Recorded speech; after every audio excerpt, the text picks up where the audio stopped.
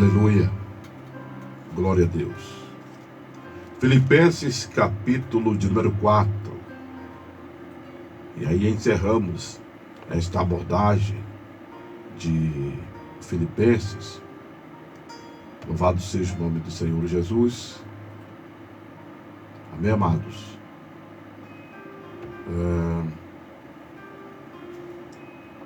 E neste momento glorioso, nós vamos estar trazendo esta porção da palavra de Deus em o nome de Jesus Cristo. Filipenses capítulo 4, nós temos aqui, aleluia, uma familiaridade desse capítulo muito grande por conta de expressões que Paulo usa, muito conhecida já do povo de Deus, como a do versículo 6, por exemplo, né? A exemplo também do versículo 12. Louvado seja Deus. E o texto sagrado em si, né? Aleluia.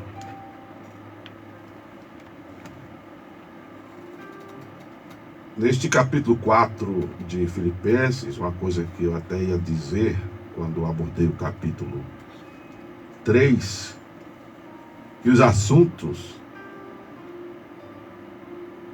tratados por Paulo, eles são cíclicos, ou seja, vez por outra o apóstolo está voltando a falar do mesmo assunto. Como ele disse no versículo 1 do capítulo 3, que restava ali regozijar-se no Senhor e não aborrecer-se de escrever aos irmãos as mesmas coisas que lhes servia como segurança. Isso porque é necessário estar replicando, triplicando, quadruplicando e repetindo quantas vezes necessária for a mensagem, o assunto, o conteúdo, né? Para o povo de Deus ficar sendo inteirado do que se trata. Para o povo de Deus ficar inteirado do que se trata. Louvado seja o nome de Jesus. Amém? E aí o apóstolo, ele não tem problema com isso, de replicar a palavra, de tratar do assunto diversas vezes, até porque o povo é muito esquecido, né? A memória às vezes se torna curta. Isso acontece principalmente quando a gente não tem interesse no assunto. Isso normalmente acontece quando a gente não tem interesse no assunto. Mas com relação à palavra de Deus, eu volto a dizer, e não me aborreço de repetir isso a vocês, que a palavra que pode não estar lhe servindo agora, ela vai lhe servir depois. Ela vai lhe servir depois. Eu já vivi situações de pessoas dizerem assim: rapaz, bem que o pastor falou isso, bem que o pastor falou aquilo outro.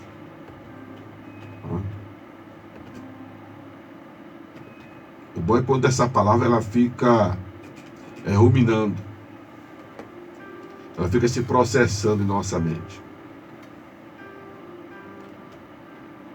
E quando nós temos interesse em algo, obviamente, a nossa atenção é maior. Porque um dos elementos que faz com que tenhamos esses lapsos de memória é a desatenção. Aí tem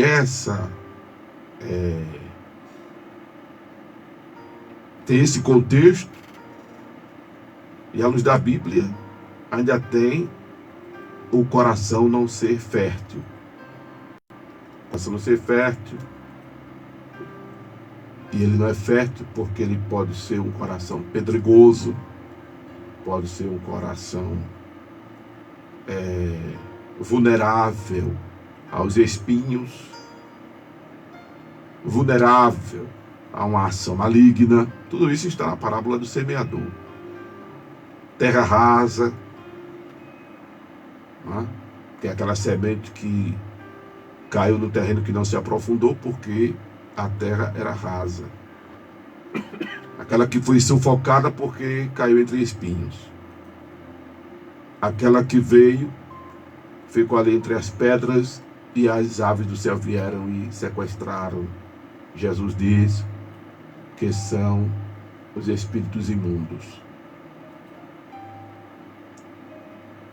Quando veio germinar a semente, foi porque ela caiu em uma boa terra. Então isso tem a ver também com aquilo que de fato estamos sendo espiritualmente, aquilo que de fato estamos refletindo na nossa relação com Deus.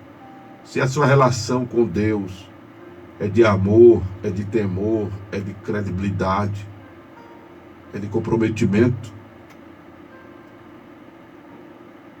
aí a palavra vai ficar ruminando. A palavra vai servir em todo o tempo. Vai ser guardada. Pode não estar servindo agora, mas vai servir depois. Porque esta palavra, ela não volta vazia. Deixa eu lhes dizer isso. Essa palavra não volta vazia. Não é só no aspecto profético, não. Ela não volta vazia porque ela tem endereço. O que eu quero dizer é que aquela palavra que você estiver ouvindo, essa palavra que você estiver ouvindo, ela é para você, ela não é para quem está do lado direito, do lado esquerdo, na frente ou na retaguarda, quando você está no templo, ou se você está agora no coletivo me assistindo, me ouvindo, ou se você está agora em um táxi, em um carro de aplicativo, se você está no moto Uber, se você está em casa. Ó, fulano, essa palavra é para tu. Ou tá no trabalho, fulano, essa palavra é para tu. Não, essa palavra é para você. Aleluia. Essa palavra tem endereço certo. E volto a dizer, ela pode não estar lhe servindo agora, mas vai servir depois. E quando eu me refiro a esta palavra, não estou falando exatamente a essa abordagem, mas é ela, claro, também. Mas eu me refiro à palavra de Deus, porque não é qualquer fala, não é qualquer escuta sua. Estou me referindo a esta palavra, a palavra de Deus, não é a palavra de Amaro Correia, não é a palavra de fulano de Beltrano, de Ciclano, é a palavra de Deus.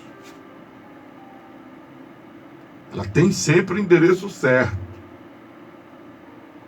Principalmente nessa linha que o Senhor tem me direcionado de reeducação bíblica, de reeducação teológica, esta abordagem pragmática, onde, se você observar, eu tenho pontuado princípios bíblicos, porque princípios bíblicos é como profecia bíblica. Se cumpre, não falha. Eu prefiro abordar princípios bíblicos do que estar com mensagens sugestivas que possam gerar falsas expectativas, como por exemplo, irmão, é hoje que a tua vitória vai chegar. Meu Deus, o que tem de gente esperando vitória, não é brincadeira. E quem é que não vai se alegrar com essa palavra? Aí termina o dia de hoje, a vitória não chega, aí você vai dizer, pastor, o senhor disse que ia acontecer e não aconteceu. É basicamente isso que eu me refiro a mensagem sugestiva, que tem uma camuflagem profética, porque alguém vai dizer, mas essa palavra não foi para você, não aconteceu com você, porque não foi para você. Não é isso que eu estou, é exatamente, aliás, isso que eu estou me referindo, que eu não prefiro fazer. Prefiro pontuar para você princípios bíblicos, porque se você fizer o que a Bíblia manda, se você for pela palavra de Deus, a sua vida será como árvore plantada junto a ribeiros de água, cujas folhas não caem, não secam, e tudo quanto você fizer prosperará. Se você não se desviar dela nem para a direita nem para a esquerda, Deus disse a Josué, prudentemente serás conduzido por onde quer que andares e farás prosperar o teu caminho. Porque passará o céu e a terra, mas as palavras do Senhor não hão de passar. Amém? E em se tratando de princípios, Paulo aqui fala de alguns, e vamos pontuar, vamos falar desse capítulo 4, é o último capítulo de Filipenses, posso até seguir uma ordem cronológica da escritura, do texto, me refiro ou não. A inspiração me leva já para o princípio, aqui, aleluia, da contribuição. Os irmãos, louvado seja Deus, de Filipe, eram pessoas que ajudavam Paulo na obra missionária, eram pessoas que contribuíam com Paulo em suas necessidades. Lembremos-nos que foram esses irmãos que ajudaram Paulo em Corinto. Quando Paulo passava ali necessidade, mas não compartilhava com os irmãos da cidade de Corinto, porque havia os mercenários, os aproveitadores, e Paulo, para não ser tirado como mais um, optou de não compartilhar com os irmãos das suas necessidades, mas os irmãos da Macedônia que o ajudavam. Ele diz isso. Vemos isso em Coríntios mesmo. E aqui em Filipenses, Paulo glorifica a Deus pela vida desses irmãos. Aleluia. Que lhes ajudaram, lhes mandando o que era necessário quando ele estava em Tessalônica. Versículos de número 14 em diante. Precisamente o 16. E aí, quando Paulo refere-se a isto, ele diz, no verso 18, mas bastante tenho recebido e tenho abundância. Cheio estou, pois que recebi de Epafrodito, e o que da vossa parte me foi enviado como cheiro suave, e sacrifício agradável e aprazível a Deus. Aí ele diz, o meu Deus, segundo as suas riquezas, suprirá as vossas necessidades em glória por Jesus Cristo. Isso aqui Não é uma oração apenas de Paulo, nem uma frase optativa, um desejo do apóstolo.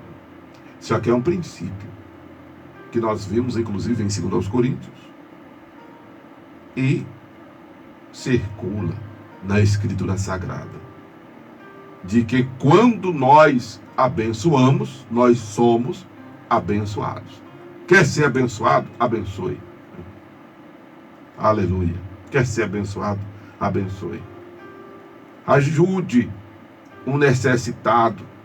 Não estou falando de você pegar o seu dízimo e transformar em cesta básica, em ação social. Tem pessoas que têm feito isso, deixa eu lhes dizer, isso não é certo. Ah, pastor, mas se eu entrego o dízimo na igreja e não vejo a igreja fazer nada, o pastor fazer nada. Ah, isso aí não é um problema teu, isso aí é um problema dele, do pastor, e seja lá quem for que administra o dízimo. Se não é investido na obra, se não é investido na melhoria do conforto dos irmãos, se não é investido no trabalho diaconal da igreja. O que é o trabalho diaconal da igreja? Cuidar dos órfãos, das viúvas no Senhor e dos necessitados. O trabalho da diaconia da igreja é exatamente minimizar o sofrimento social dos congregados. Isso é o trabalho de diaconia da igreja. Diácono não é para estar em cima de púlpito pregando, em palanque fazendo cruzada. O trabalho de diácono é estar atento a essa carência social dos irmãos. Foi para isso que os diáconos foram selecionados lá em Atos dos Apóstolos, para cuidar da mesa do Senhor, para cuidar das viúvas e dos necessitados. É o trabalho social da igreja, da diaconia, do ministério diaconal. Esse dízimo deve ser investido no conforto, na comodidade dos irmãos. Não estou dizendo que o pastor não tenha direito aí a um quinhão, a um prolabore, não é isso. E que deve ser feito com inteligência, com sabedoria e com prudência, o partilhar disso aí. Até porque o pastor deve ter esposa, deve ter filhos, precisa, se ele inclusive vive de tempo integral na obra, precisa desse suporte, porque ele é um levita, e você sabe que os levitas, eles não tinham propriedade na época do Velho Testamento, porque eles viviam em função da espiritualidade do povo. Nós já abordamos isso e vamos voltar a abordar, porque é um assunto que é cíclico, inclusive na Bíblia. Dízimo é isso, é para isso. Fora isso, fora esse efeito e essa função horizontal, sociável entre nós, dizimar é expressão de gratidão a quem seja ovelha mão de vaca, né? E não quer entregar o dízimo,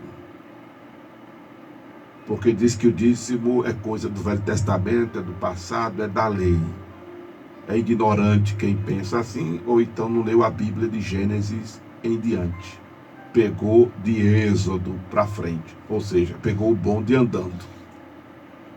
Porque se ler Gênesis, vai ver que o dízimo já existe ali, antes da lei ser constituída, antes das tábuas da lei terem sido escritas por Moisés, antes de Moisés ter subido ao monte, antes do povo de Israel ter sido constituído, antes de Deus chamar Abraão, o dízimo já tinha sido implantado, ou seja, dízimo precede a lei. Dízimo foi um princípio que Deus instituiu para o homem ser-lhe grato. Então, dizimar é expressão de gratidão. Quem não dizima é simplesmente ingrato.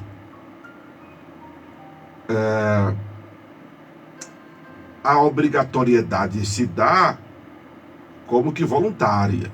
Parece antagônico isso, né? Mas a obrigatoriedade se dá pela voluntariedade do reconhecimento. Entende?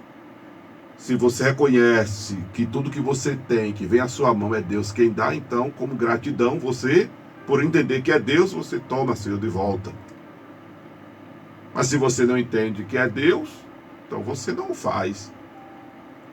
Mas está ou não havendo um problema sério? Está havendo. Você está cego por não enxergar, por não entender que é Deus quem lhe dá o sustento, quem lhe dá essa sobrevida, essa condição de ter, de comer, de vestir, de calçar. Não é? E olha que não estamos nem botando na conta o oxigênio que respira.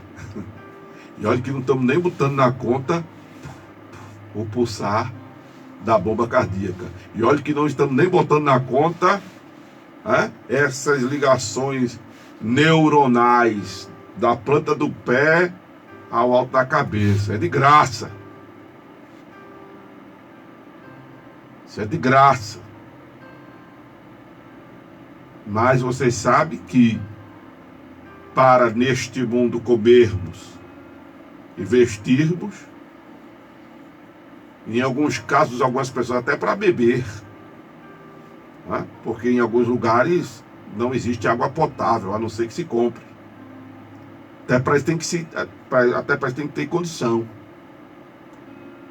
Tem que ter o mínimo da moeda local.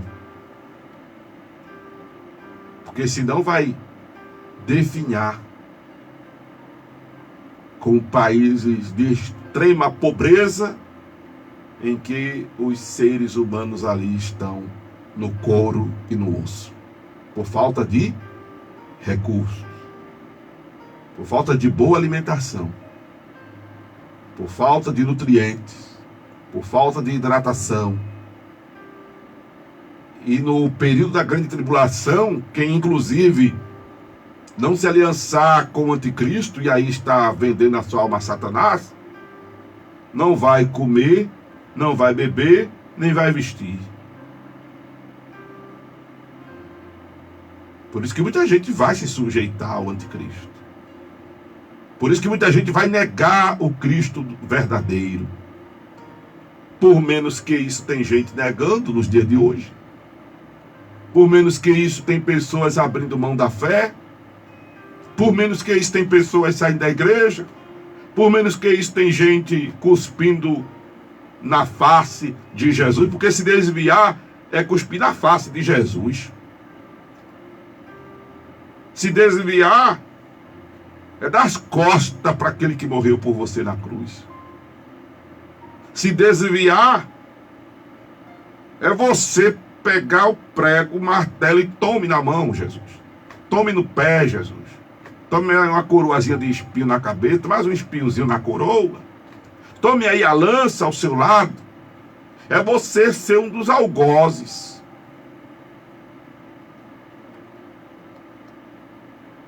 Do contrário disso, é o cachorro voltando ao vômito. É um negócio nojento. E é a Bíblia quem diz isso. E é por menos que isso. É gente, inclusive, fazendo isso de barriga cheia. É gente tendo mais motivo para agradecer do que para murmurar.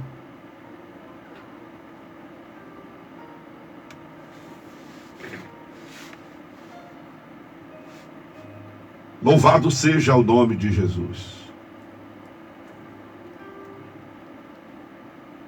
E aqui Paulo, quando ele está dizendo, Deus, o meu Deus, segundo a sua riqueza, suprirá todas as vossas necessidades em glória por Cristo de Jesus. Essa não é uma palavra para qualquer pessoa, não.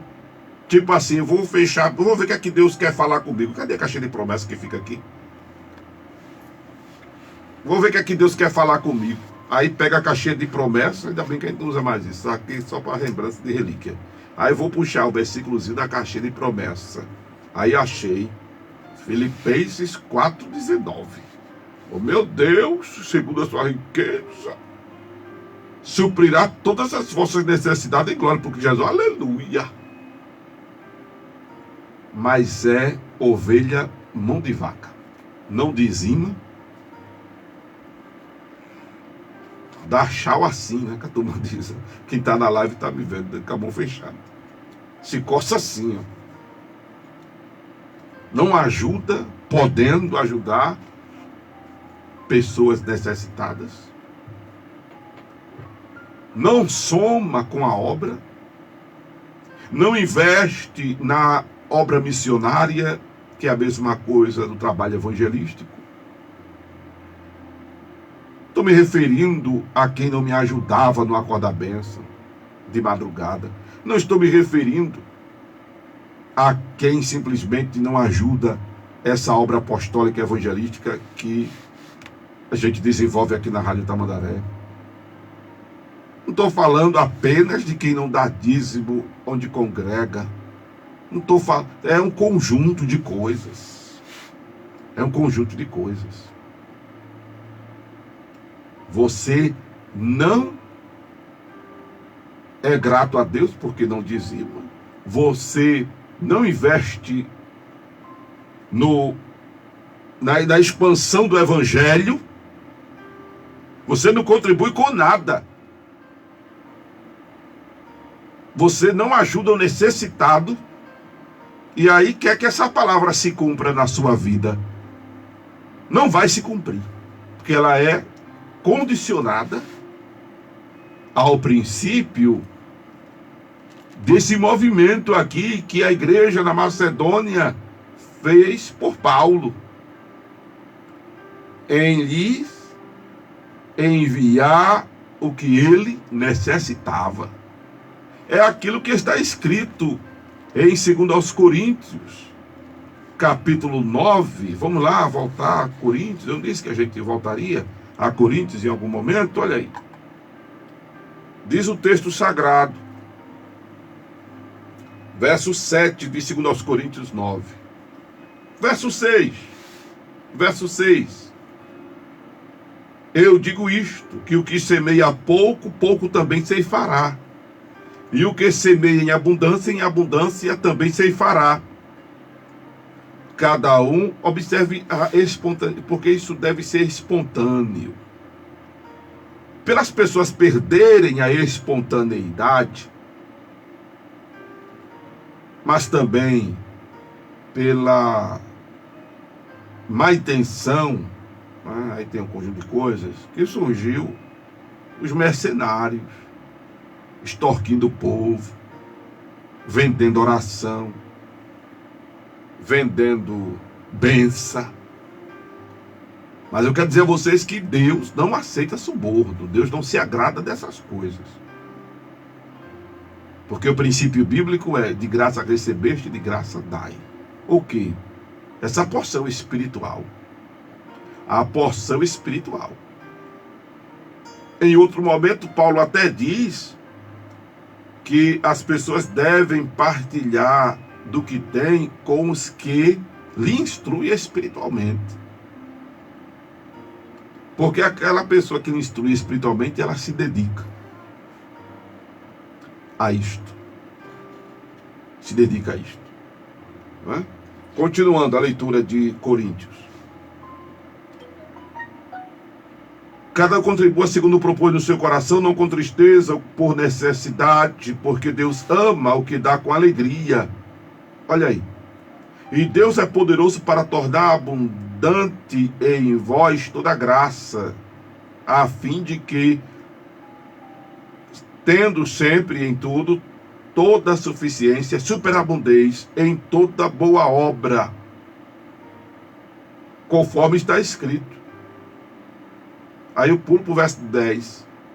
Ora, aquele que dá semente ao que semeia e pão para comer, também multiplicará a vossa sementeira e aumentará os frutos da vossa justiça,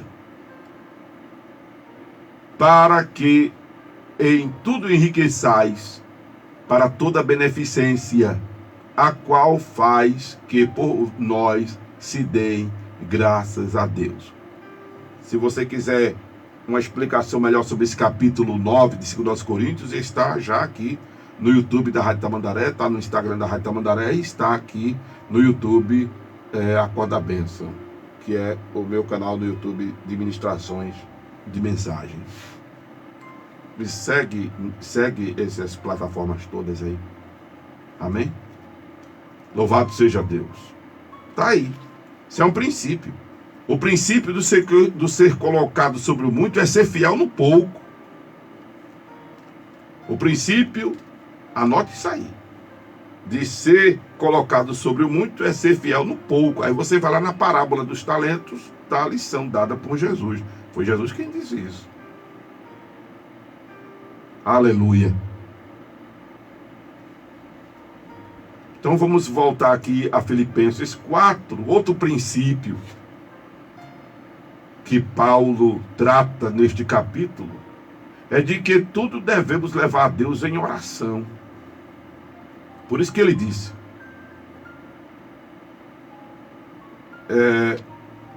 regozijai-vos no Senhor. Regozijai-vos sempre no Senhor. Outra vez vos digo, regozijai-vos. Esse regozijar-se é o que está lá escrito no Salmo 37, 4. Deleita-te no Senhor e Ele satisfará o desejo do teu coração. Aí ele diz, seja a vossa equidade notória a todos os homens, perto está o Senhor. Equidade significa tratar igual os diferentes.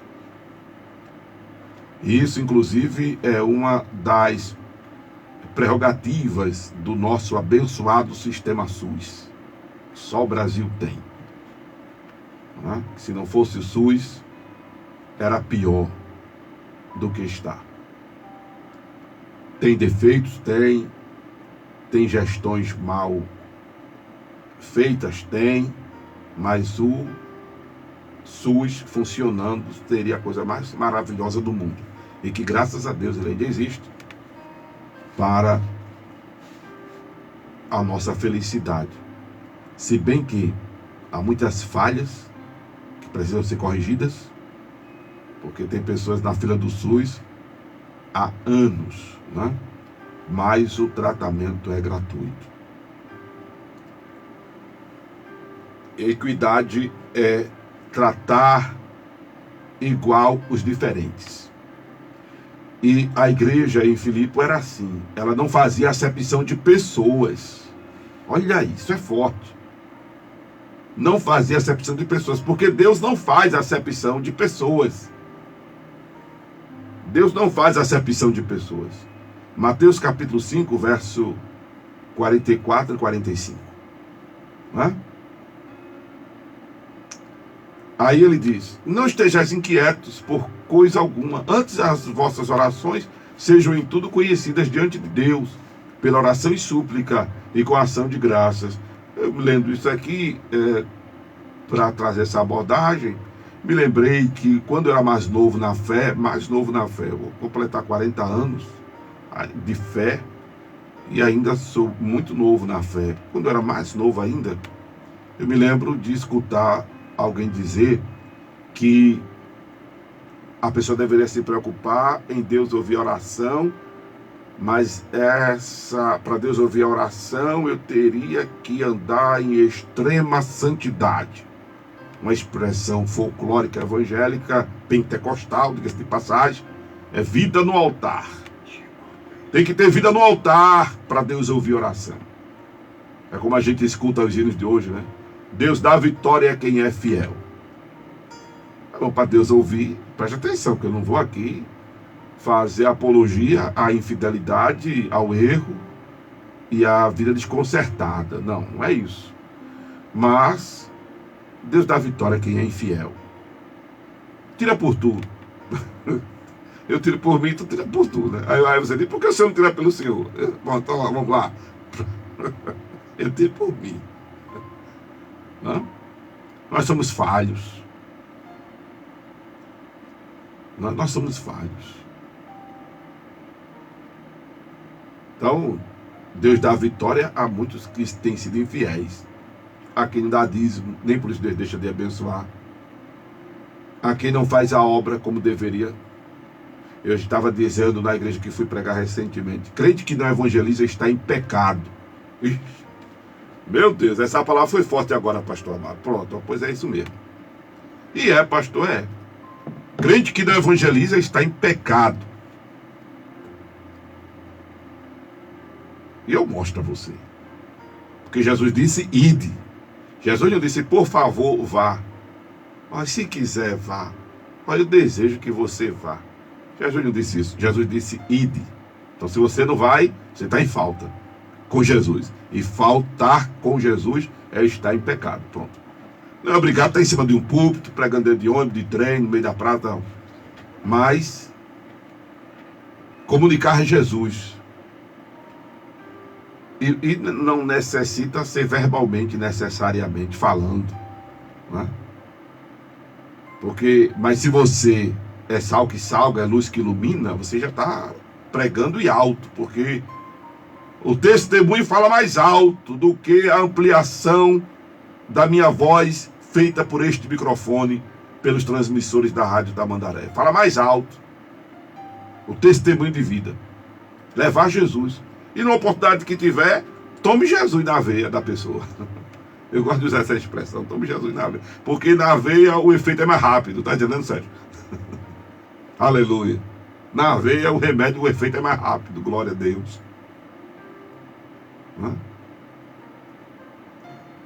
Aí, isso,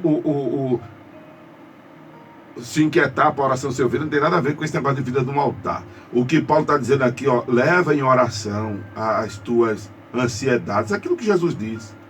Não andeis inquietos, não andeis solícitos pelo dia de amanhã, basta cada dia o seu mal. O vosso Pai sabe que necessitar de todas essas coisas. Não andeis que nem os gentios, ansiosos. Não. Buscai em primeiro lugar o reino de Deus e a sua justiça, e as demais coisas vos serão acrescentadas. Aqui é levar em oração ao Senhor as suas inquietudes, o que está lhe deixando ansioso, essa crise de ansiedade. Procure orar. Essa inquietação pelo amanhã, procure orar.